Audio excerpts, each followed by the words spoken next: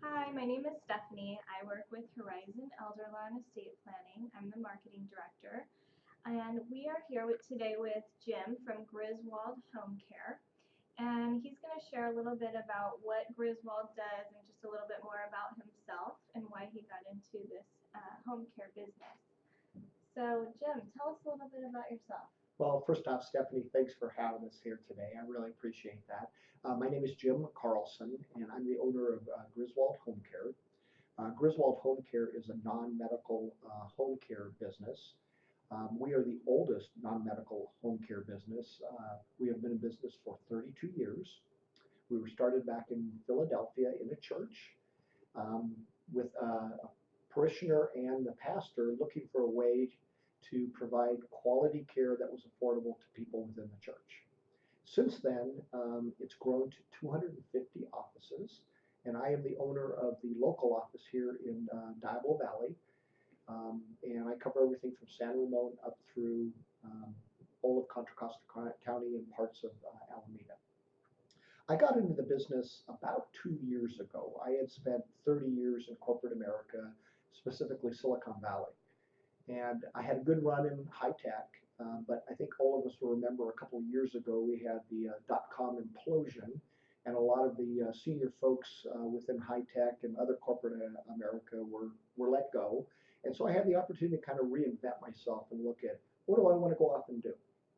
And luckily, I was financially able to really decide what was best for me. And I looked at a lot of the different things that were going on in our family over the past few years. And specifically, both of my grandparents died of Alzheimer's. And my mother in law has Alzheimer's today. She's in a memory ward of an assisted living place, and they take fantastic care, unlike what I saw my grandmother go through. My grandmother had gone through a very low income place that just provided the bare necessities. So I could see the big difference in care. The other thing that happened is my sister had just finished her doctorate degree and got pregnant, had a baby boy, and it turned out he was autistic. She never practiced.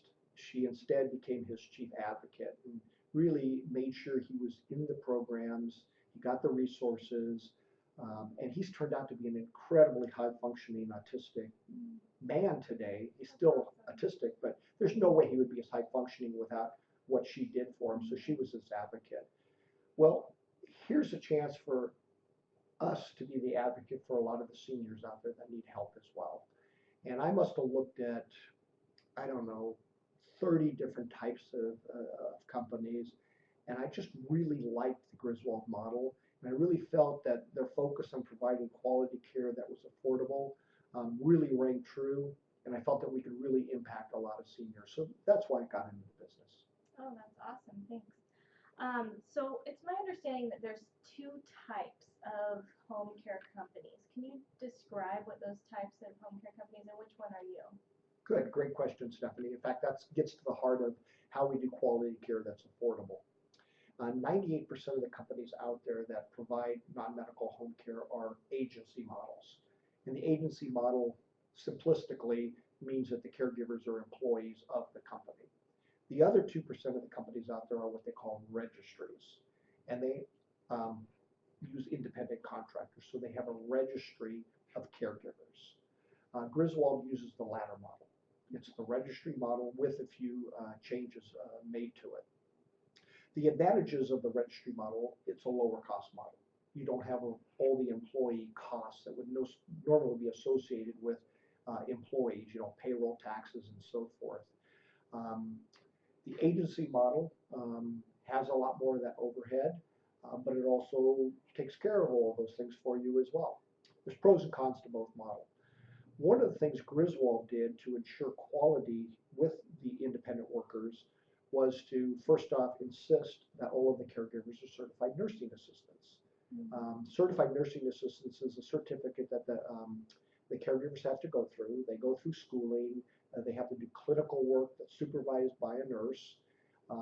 Included with that CNA is life scans, which is a very extensive background and criminal and DMV checks, but we do them as well.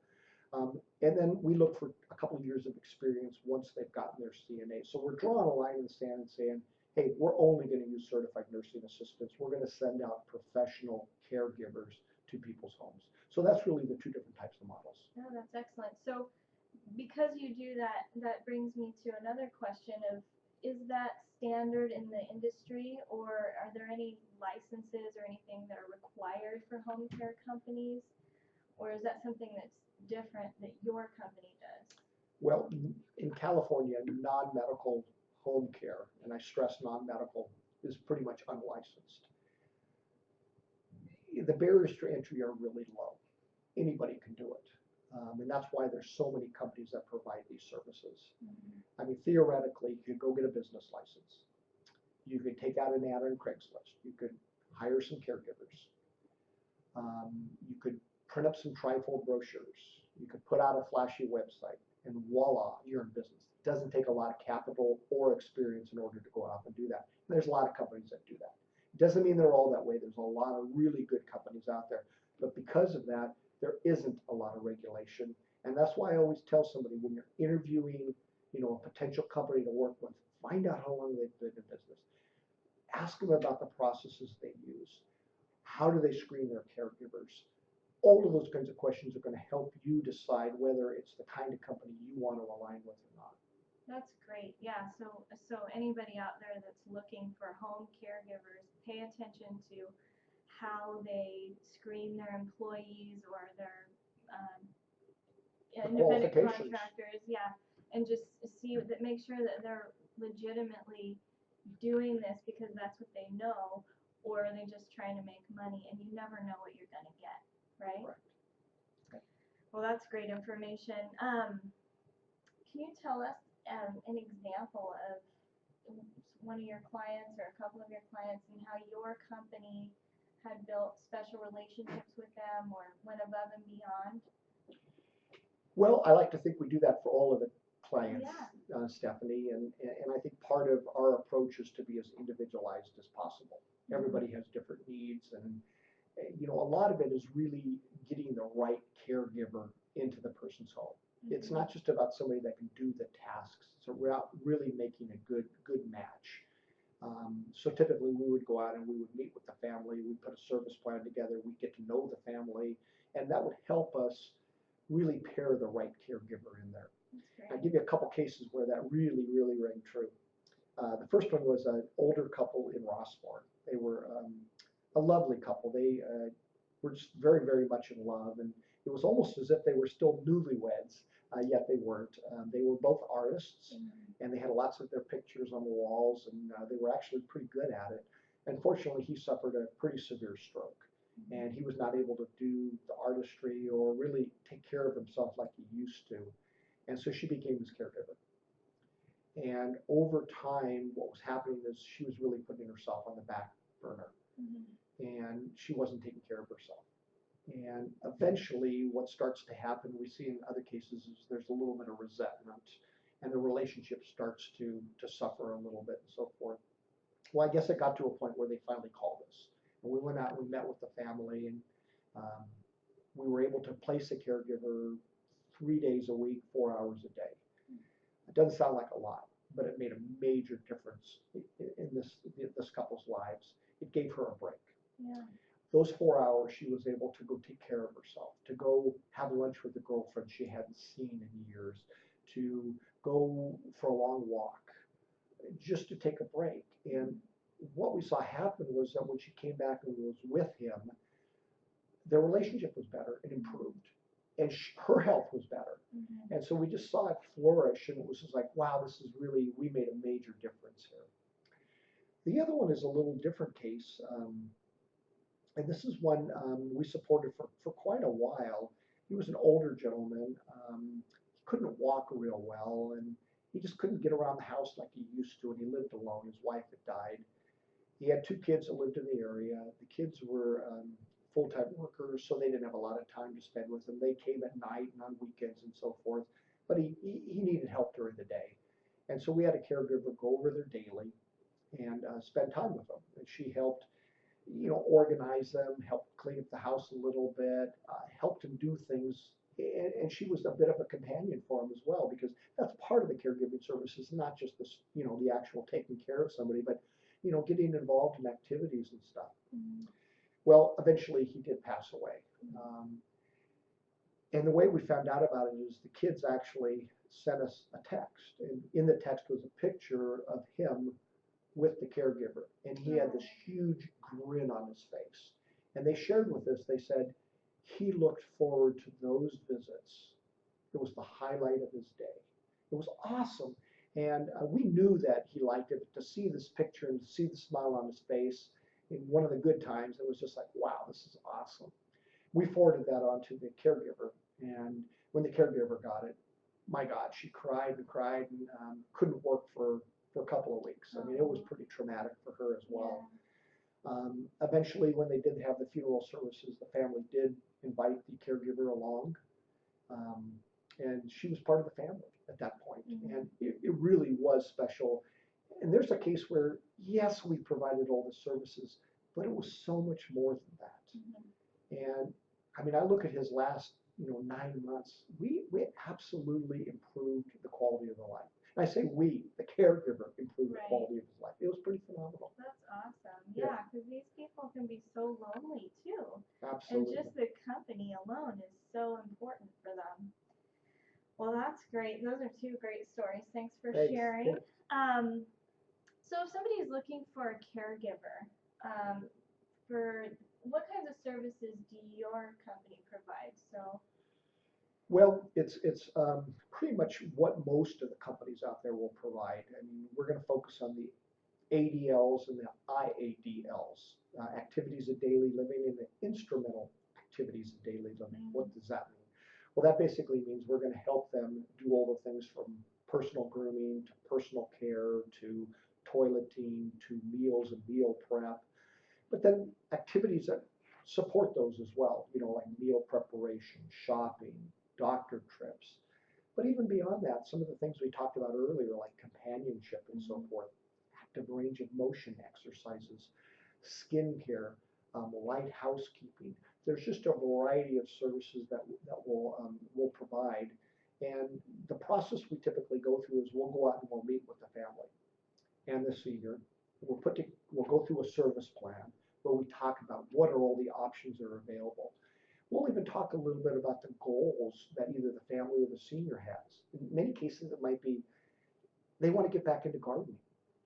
Well, it might not sound like a big thing, but I want to get back into gardening. So what can we do to help you get back into gardening? And how can the caregiver help support that? Or hasn't been able to go to church in weeks. Well, what do we need to do to be able to get your strength back in order to help you get back to church and be able to do the activities that you used to be able to do? So we'll go out and we'll meet with the family and we'll customize a plan with them, with their input. And obviously they're going to modify that over time, but it's a good starting point for getting the right caregiver and putting a good plan in place, because a lot of families just don't know what services are available. And if you talk through them and help them understand it, it goes a long way. Oh, that's great. That's awesome. Okay. And the other thing I wanted to ask you is about other resources, things to help pay for funding for the care. I know that there's the VA aid and attendance. There's other resources out there. Do you want to talk a little bit about that in your? Yeah, in fact, Stephanie, maybe I'll answer the question a little bit more broad than you just asked it. It's really about resources and what resources are available. I'm a certified senior advisor, and part of that role is really knowing what resources are out there. It doesn't mean I'm an expert in all those resources, but what it means is I know what's out there. And I've spent a lot of time going out, researching the different resources, meeting with the different resources. And really, when I talk about meeting with them, sitting down with them, understanding what they do, why they do it, how they do it. And I'm going to tell you, there's about 20% of the services and companies and resources I meet with that I'd refer to. And a lot of my criteria is, would I send them to my parents? If I wouldn't do that, I'm not going to send a senior to them. And in the particular care of funding, for example, you mentioned VA funding. Well, there's long-term care insurance as well. I certainly work with companies like Horizon who do it for the right reasons. Again, there's about 20% that do it right. And when I work with you guys, I know you're doing it for the best interest of the client. You're not going to get them to do something they don't need to do or that's for your benefit. You're going to put the client first, and that's really what I look for. Yeah. But we'd also look at other types of resources out there. Things like when we go out and we do a service plan, we're looking at the home. Is it a fall risk? When we go into the bathroom, do they have grab bars installed? Is there correct lighting? And if there's not, we know services that will come in and help them with that. It could be things like maybe you want to know what adult daycare services are out there. We can point you to the ones that are a good fit for the senior. But there's lots and lots of those types of resources. Somebody maybe needs a professional organizer. Maybe somebody's a hoarder and they need somebody to help them with that. We know the people that are good and do it for the right reason. So that's a lot of what we do. Well, that's awesome. That's great. Well, do you have anything else you'd like to add?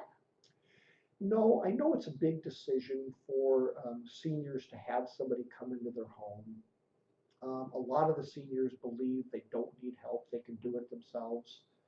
I think once they give in-home care a try, they see that it's really not about taking things away from them or limiting what they can go off and do. If anything, it's actually allowing them to live a fuller life and do things that maybe they weren't going out and doing because they were afraid to go off and do. But on the other side of that, I say, to the family that's looking at bringing in home care, do your homework. Really go off and investigate the company. How long have they been doing it? What processes do they have in place? And when I talk about processes, there's processes for every part of the business, from how you screen your caregivers to how you do an in-home assessment. All parts of the business are very important, and to go with somebody that's credible. Interview multiple companies and go to the one that you feel is going to do the best job. That's great advice. Thanks Thank so you. much, Jim. I Thank really you. appreciate your time and coming out here. If you'd like to get more information about Jim and Griswold Home Care for one of your loved ones, you can reach him at area code 925-297-5110. Again, that's 925-297-5110. And thank you so much for your time, and it's been great talking to you. Have a great day. Thank you, Stephanie.